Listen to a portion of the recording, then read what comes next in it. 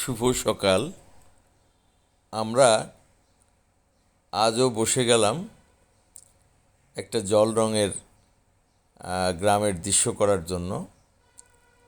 আমরা প্রতিদিন প্রতিনিয়ত বিভিন্ন ধরনের অনুশীলনে থাকব, চেষ্টা করব ভালো কিছু ছবি আঁকতে, ভালো কিছু কাজের সাথে থাকতে।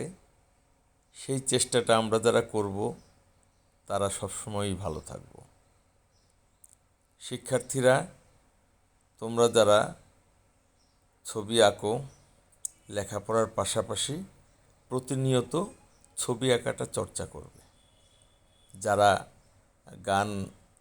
গানের সাথে আছো অথবা আবৃত্তি করো অথবা যে কোনো শিল্প সংস্কৃতির সাথে থাকো, প্রতিদিন একটা সময় দেবে যাতে তোমরা সুন্দরভাবে কিছুটা সময় মনোনিবেশ করতে পারো তোমাদের এই শিল্প সংস্কৃতির সাথে।